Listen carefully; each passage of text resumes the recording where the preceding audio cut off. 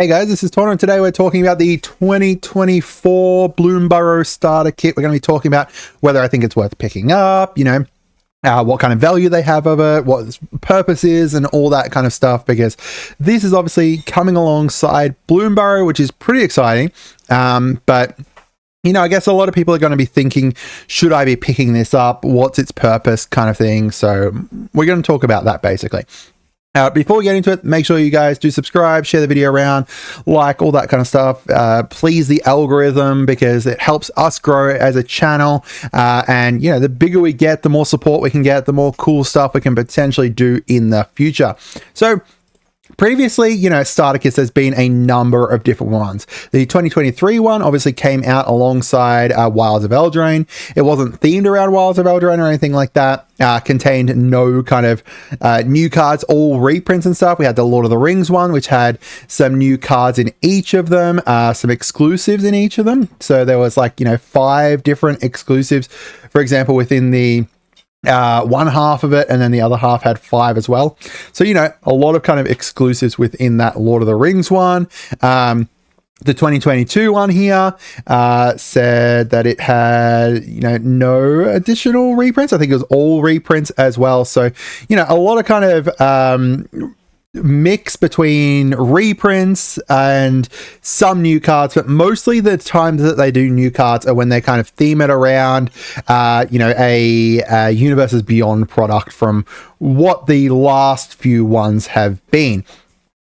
So this one here is obviously coming alongside Bloomburrow, and it's going to be themed around Bloomburrow, which is the first time for a while that they've kind of done this, where it's actually themed around the set that it is coming alongside.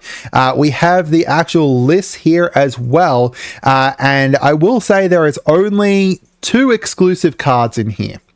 2 exclusive cards in here, and that is basically the kind of base cards. So for the rabbit side, you've got Burke. Burke is the exclusive card, and he looks really good.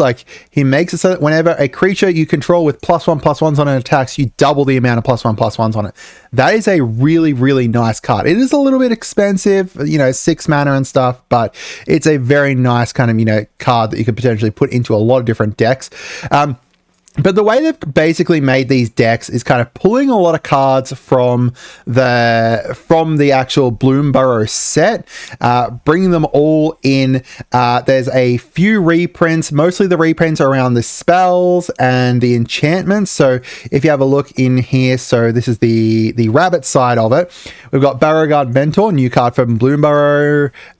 We've got the Druid of the Spade, again, new card. The reprints here is Serra Redeemer, I believe, is the only reprinted creature. So obviously Serra Redeemer works pretty well with it, because you've got a lot of kind of 2-cost, there's a few that are a bit higher than that, being able to kind of bring back a Phineas or your Beauregard Mentor, or the Warren Leaders and stuff. That's basically what her point is there. As for the spells, all kind of reprints here as well, over here, and then these 3 here are all new ones that are all from Bloomburrow. Carrot Cake Bloomburrow. Colossification is in there as well as a big kind of, I guess, finisher kind of thing. Not a great reprint. And then if we have a look at the Otter side, it's much the same. The creatures, we've got one reprint with the Thieving Otter there, and then I think there was another one. No, it's just the Thieving Otter being the reprint there from Ikoria.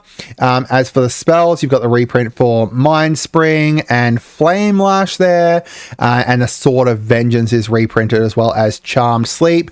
Rabid Gnaw is a new card here. For some reason, it's not here on MTG Goldfish, but this is it here. It's very similar to one of the other Rabid cards, but I can't remember what it was. Rabid Bite, except this one gives +1 in addition to that, and is red instead. So the kind of way these decks are meant to play, I believe, is the hair raising is all about kind of buffing up your creatures with +1/+1s and creating a lot of kind of getting a bunch of creatures out as well. So that's how Beauregard Mentor kind of gets buffed up and stuff. But other than that, it's kind of putting +1/+1s and buffing up your creatures and making them big, and then kind of swinging them at people with like your spells and stuff. And then like a colossification to kind of finish things off. The auto side is mostly meant to be around spell slinging, but it's really weird. The spells that they've chosen for here are just mostly card draw, like card draw, and then Flame Lash. You've got some ways to be able to like use Flame Lash a bit better with like your Prowess stuff or Alania.